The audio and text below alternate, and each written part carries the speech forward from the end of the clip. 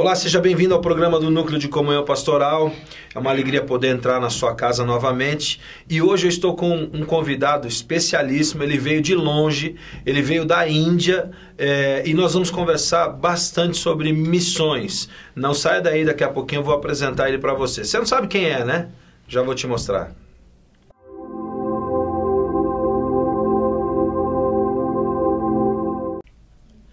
Então, como eu dizia para você, eu estou aqui com o pastor Armênio Manaya. Ele tem um trabalho muito interessante na Índia. Naya, seja bem-vindo ao nosso programa. Uma alegria poder recebê-lo. Obrigado, é um prazer para mim estar aqui com vocês também. Que bom. Naya, deixa eu te perguntar uma coisa. Antes de mais nada, eu queria conhecer a sua história. Como você foi parar na Índia? Que loucura, eu estava vendo os materiais, estava vendo os seus vídeos e daqui a pouquinho a gente vai mostrar um pouco do seu trabalho. Mas eu queria antes conhecer a sua história. Quem é o pastor Naya? Meu nome é Armênio Manaya, como você já falou, é um pouco... diferente. É diferente e os assembleianos gostam muito desse nome, por causa do Manaya no final. E a gente encurtou, ficou para Naya, pastor Naya, né, para ficar mais fácil. Mas eu sou araçatubense. Olha. Nasci no interior de São Paulo.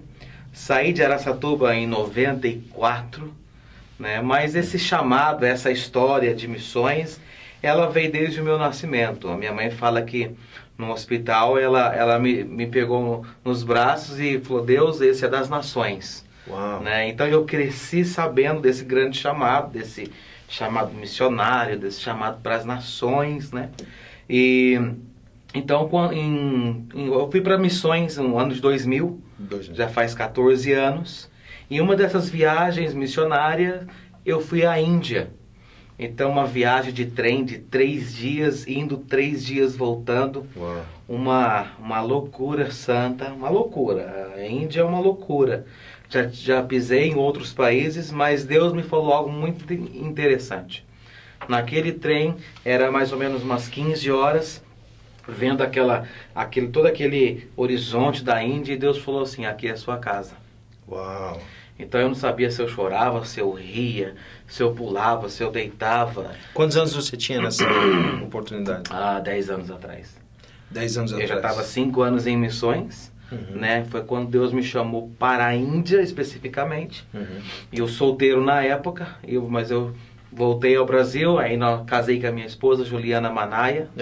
Né? Hoje tem uma filha, Ashley Manaya. É tudo línguas estranhas. Tudo línguas estranhas. Tudo línguas estranhas. Já é pentecostal quando casa. A gente brinca, se não fala em línguas, fala meu nome bem rapidinho. É verdade. E aí vai tudo se acertar. Legal.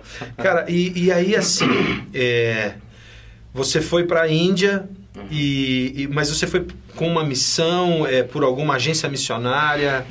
Como foi a sua chegada lá? Como foi isso? Eu tinha uma parceria, nós tínhamos uma parceria, tanto quase. A missão ela é interdenominacional, Missão Adore, né? Então nós fomos com esse foco de igrejas e escola, e com outros trabalhos sociais que pudessem servir essas duas visões. Então, em outras palavras, era um projeto de 4 folhas. A primeira folha era um mapa da Índia, nossa foto. A segunda era falando quem nós somos e nossa visão. O terceiro era o que a gente ia fazer lá e o que precisávamos.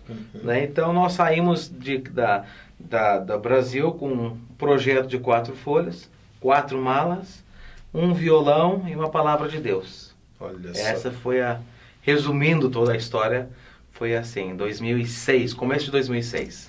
A gente já vai entrar na questão do ministério em si, do trabalho excepcional que você está fazendo lá, mas antes nós vamos conhecer um pouquinho da Índia. Você vai conhecer um pouquinho daquele país num vídeo que vamos mostrar para você. Preste atenção nisso.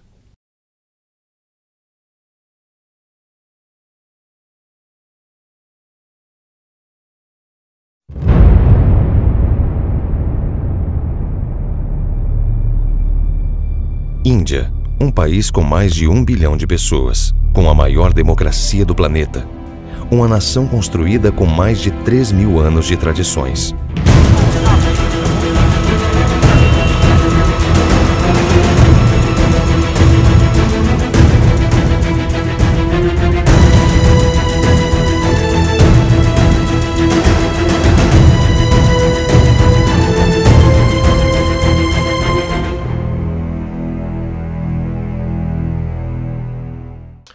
nós vimos aí um pouquinho do país da Índia. E, Naya, eu queria te perguntar, como é que foi para você chegar ali, cultura, aquela loucura daquele país? Explica um pouquinho de como é a Índia, o que é a Índia. Porque a gente tem uma noção muito diferente, talvez, do que seja o país em si. A gente tem algumas imagens, aquela imagem... Eu, por exemplo, quando penso em Índia, eu tenho aquela imagem do rio todo sujo, aquele monte de coisa que o pessoal comendo do rio. É isso aí mesmo? Ou conta como funciona aquilo ali. Olha, quando os olhos veem, você acredita mais forte naquilo que você está vendo, né? Então, para você que está me vendo ou só escutando, você vai ter uma dimensão um pouco que é a Índia, né? Mas a Índia hoje tem 1 bilhão e 200 milhões. Quando eu cheguei na Índia, há 9 anos atrás, a Índia tinha 960 milhões. Uau. Isso significa que em uma década eles fizeram um Brasil de população, né? Então, hoje a Índia... A cultura da Índia é sensacional, em todos os sentidos da palavra.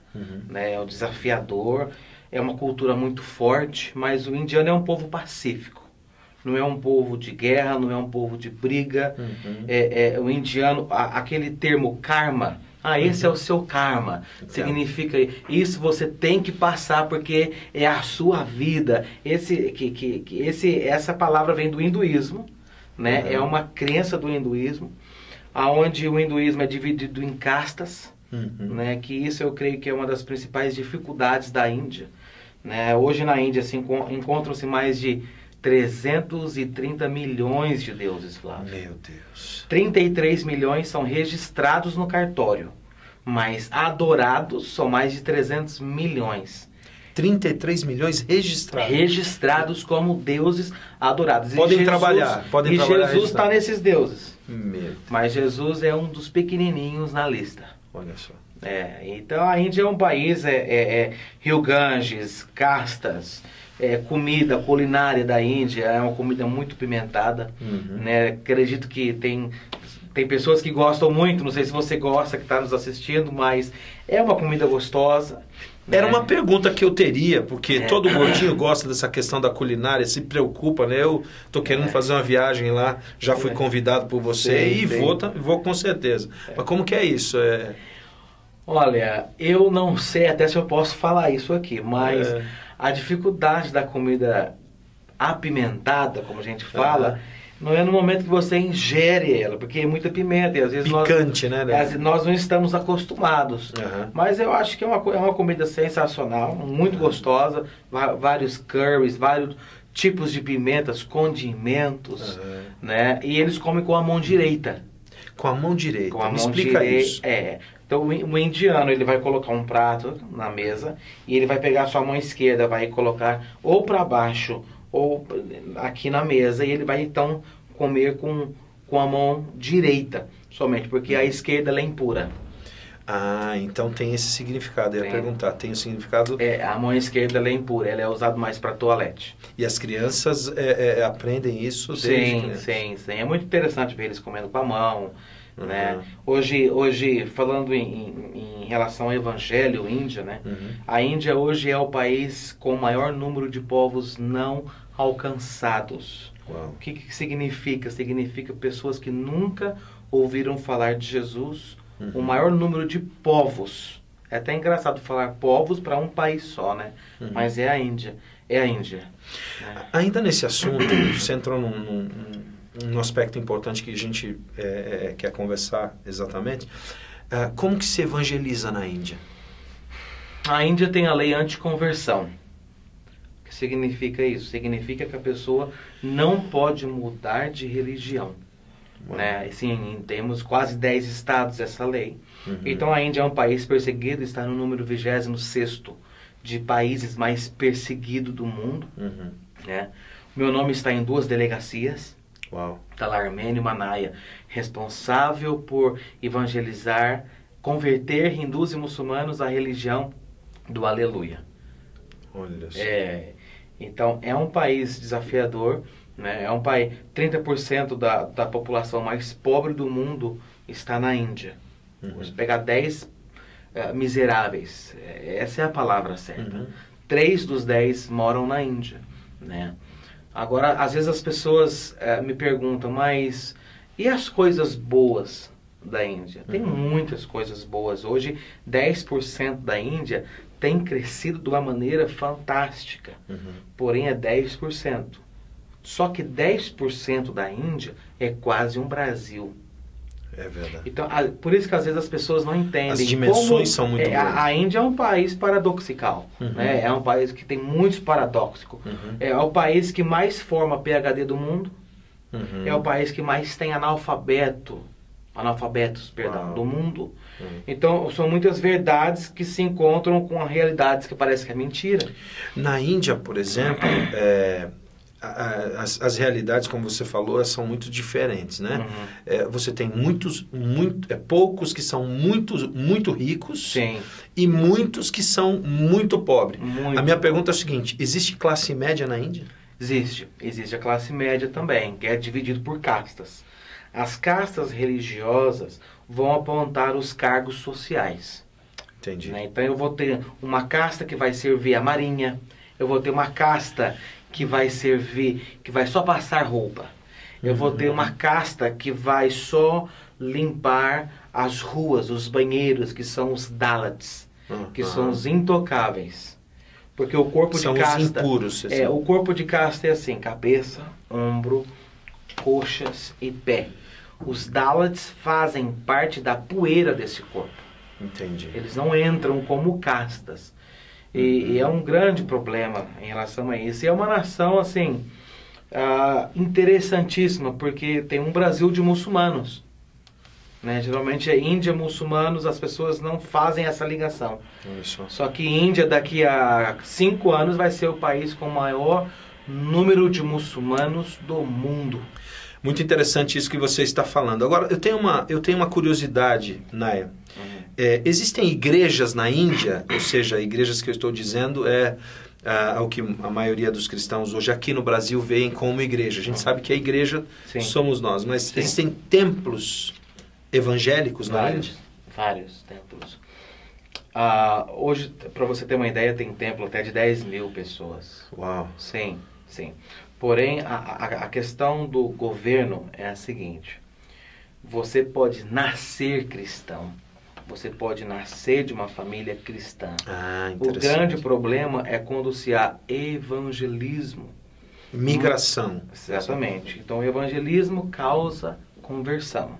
Conversão é proibido. Conversão, você muda de religião. Aí está o grande problema. Entendi. Porém, cristianismo não é cristianismo sem evangelismo. E aí é onde que há todos os contritos com muçulmanos, né, que há muitos milhões de muçulmanos na Índia. Há milhões, 800 milhões de hindus. E o budismo também nasceu na Índia. Então é uma cidade assim carregada de religiões e deuses e crenças, né? Para a gente finalizar esse bloco, mais uma última pergunta em relação à Índia. Quem migra, existem, por exemplo, quem se converte, o que acontece com esse camarada? Depende da região. Entendeu? Tem regiões que vão perseguir, que vão matar. Tem regiões que você vai perder o seu emprego. Tem regiões que você se tinha alguma credibilidade no mercado, você não pode mais comprar fiado. Entendi. Né? Perde o crédito. Tem a credibilidade familiar. Né? Agora, o interessante é quando se há cura. Cura física. Você já vai falar sobre isso. Não sai daí. O papo está muito interessante. Daqui a pouquinho a gente volta.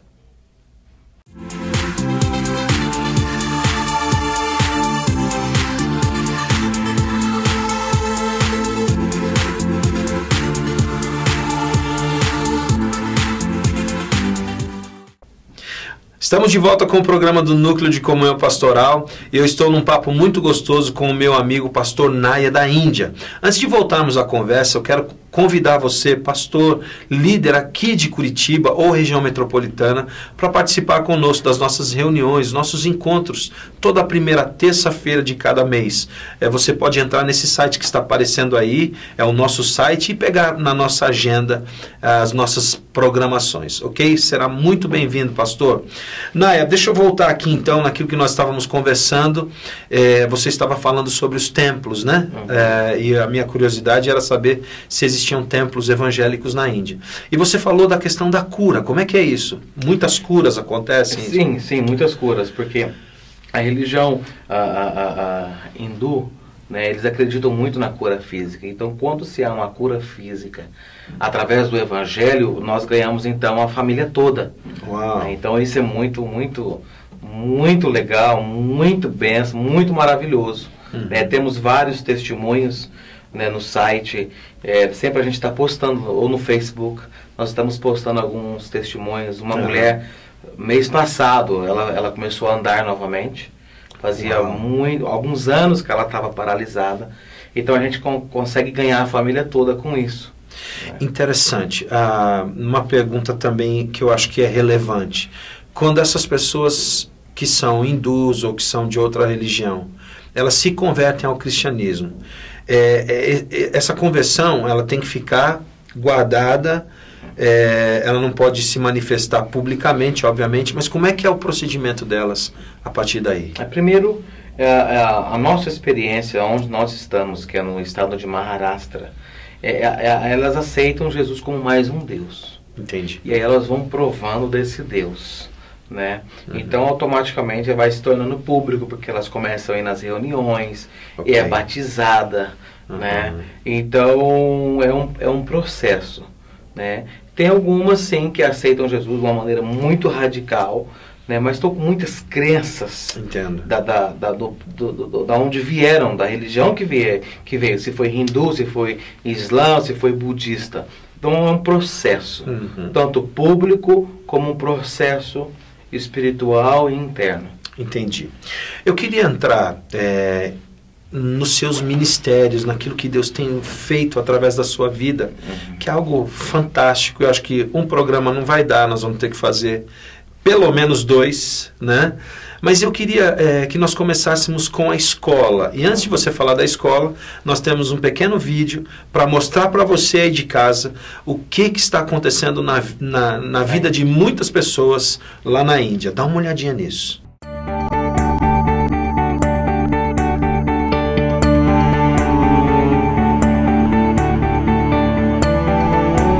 Através da educação, trazer a esperança de um futuro melhor. Conhecer a Jesus como único Deus. Essa é a visão da missão Adore Índia. Através da criança, alcançar sua família. Localizada na favela de Rupnagar, a escola tem atingido 800 crianças provenientes de famílias hindus e muçulmanas.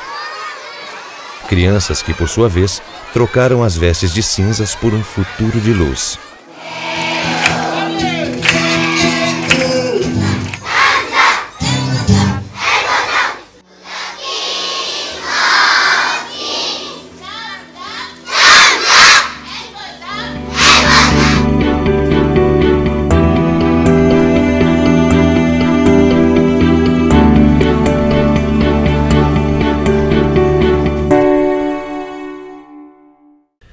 Então, como você viu aí, um trabalho fantástico.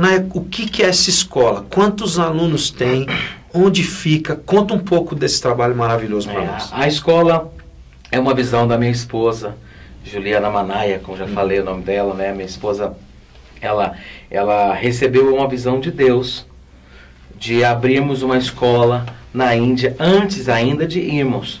Uau. Então, nós sabemos que é um carro-chefe social que nos apoia na implantação de igrejas. Que atrai as pessoas. Sim, então nós temos uma escola chamada St. Peter's English School. É numa favela chamada Rupnagar. Uau. Né? E Deus nos agraciou com 1.500 alunos. 1.500 alunos. E cada ano a gente vai crescendo. Hoje a escola tem 8 anos, né? E nós acreditamos que através da educação, né, que a mudança virá na comunidade. Então nós não chegamos e, ok, vamos implantar igrejas. Nós vamos ganhar a comunidade, vamos ter a comunidade conosco, e aí sim nós vamos implantar, né, a igreja ou igrejas. Então nós estamos com 53 professores, né, trabalhando na escola, né, todos não são voluntários, são todos assalariados. Como é uma favela, cada criança ela paga uma matrícula mensal, simbólica. Falo simbólica porque às vezes as pessoas acham que é o custo todo, não, é muito simbólica, de 6, 7 reais por mês. De 1.500, 200, 300 não tem como pagar nem esse valor. E aí tem um suporte? Tem um suporte de adoção, que nós chamamos, né, adote um aluno na escola, no caso, né? Mas nós estamos com 2 prédios, né? Eu esqueci o nome no Brasil, mas é até a primeira série, que nós chamamos de pré-school, e aí nós temos de primeira a terceiro colegial, que eu acho que aqui também no Brasil já não é mais assim. Ensino médio e ensino fundamental. Isso. Fundamental e o médio, né? Exatamente. Que seria o terceiro ano colegial. Agora, antes de nós seguirmos, eu queria que você aí de casa anotasse esse site da Missão Adore, que é a missão do pastor Naya, onde você pode ter mais informações a respeito de tudo que nós estamos mostrando aqui e como você pode participar de alguma forma desse trabalho. Ok? Naya, você tem, além dessas crianças que você trabalha ali, você tem um outro projeto muito interessante que eu anotei aqui, que são... eu queria que você falasse um pouco dos cegos. Como é que funciona isso? É o Instituto Enxergando a Vida. Rapaz... E nós temos uma igreja só para cegos, que às vezes a gente brinca com eles, né? Que o pastor é cego, o pessoal do louvor são cegos, o recepcionista é cego, só o tesoureiro que não é cego. Então, é verdade. Mas eles gostam dessas brincadeiras, não se sentem discriminados. Não, de maneira nenhuma. Até nós falarmos a palavra cego, porque poderíamos falar deficiente visual. Não, para eles trata com naturalidade. Muito tranquilo, né? É até muito interessante essa cultura. Mas nós temos sim um trabalho, temos uma igreja só para cegos, e temos um trabalho de cestas básicas todos os meses. Nós atendemos aproximadamente 90 famílias. Todos os meses nós sustentamos 90 famílias de cegos. Temos alunos de cegos na nossa escola. Temos alunos de cegos no nosso orfanato, que é o que nós vamos falar um pouco mais para frente, talvez no outro bloco, né?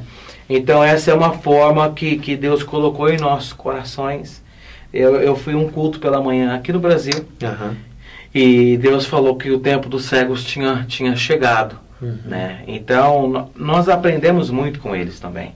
Né? São totalmente discriminados pela sociedade. Lá, sim. A vida de um cego na Índia, eles têm uma balança. Sim. Uma balança onde você vem, coloca os 2 pés e se pesa. Certo. Aquela balança redonda.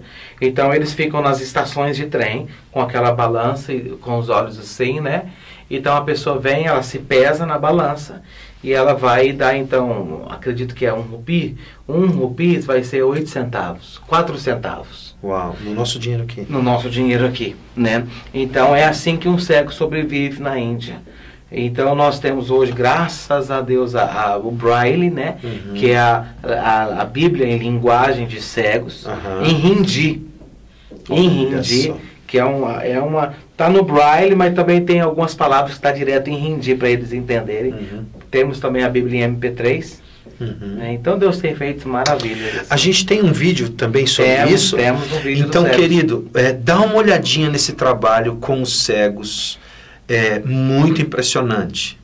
E daqui a pouquinho a gente vai voltar para você ouvir um pouquinho mais sobre isso.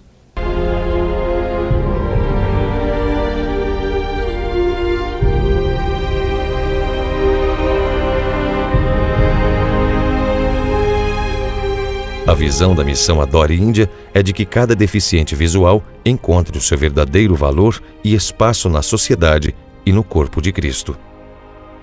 A Missão Adore Índia tem provido cestas básicas mensalmente a essas famílias de cegos. E o mais importante, essas famílias têm tido a oportunidade de conhecerem ao Senhor e de congregarem em uma igreja.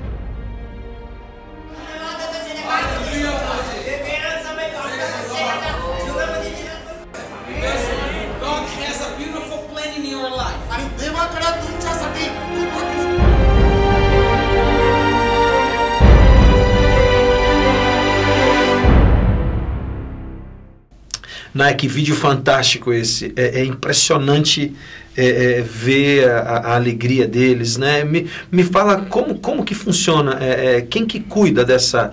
Você tem uma equipe que cuida só desse povo?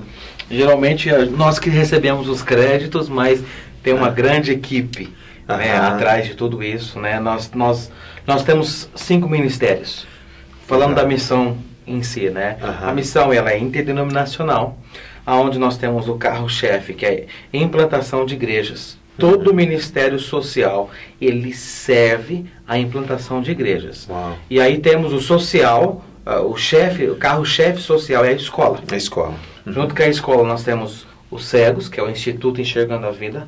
Temos o Brazilian Soccer Kids, que nós estamos evangelizando através do futebol. Estamos com 450 jogadores na Índia. Nós vamos falar no próximo bloco. Vamos falar. Estamos com 7 igrejas, né? E o orfanato, que chama Finally Home, finalmente em casa, onde Deus nos deu uma visão maravilhosa. Nós estávamos no Rio Ganges e Deus falou conosco para nós prepararmos um exército, né? De profetas. E é onde nós começamos a casa de crianças, tirando crianças das ruas, que vamos também falar no próximo bloco. Né? Mas hoje nós temos uma equipe, nosso escritório se encontra aqui em Curitiba, no Boqueirão, onde os missionários que servem no escritório, eles estão diretamente com a igreja, contato com a igreja. Sim, ligando para as pessoas que fazem a adoção, né, mandando informativos, mandando fotos, ministrando sobre a missão em algumas igrejas também, né? E na Índia nós estamos com aproximadamente 12 brasileiros, estamos com 102 indianos, né? E agora estamos começando no Camboja, que também vai ser para o próxima semana. Na realidade, é no próximo programa, porque a gente não tem mais tempo. Infelizmente, hoje você ficou com com essa gama de coisas aí para você pensar e orar pela Missão Adore esta semana. Mas na próxima semana nós vamos continuar esse papo para conhecer um pouco mais desse ministério. Infelizmente nós temos que encerrar agora. Querido, muito obrigado por você ter ficado conosco esse tempo todo, mas na próxima semana você vai conhecer um pouco mais da Missão Adore, esse trabalho que tem impactado a Índia e tem transformado a vida de pessoas. Naya, muito obrigado. Prazer. E semana que vem a gente vai estar junto de novo aqui. Obrigado. Grande abraço.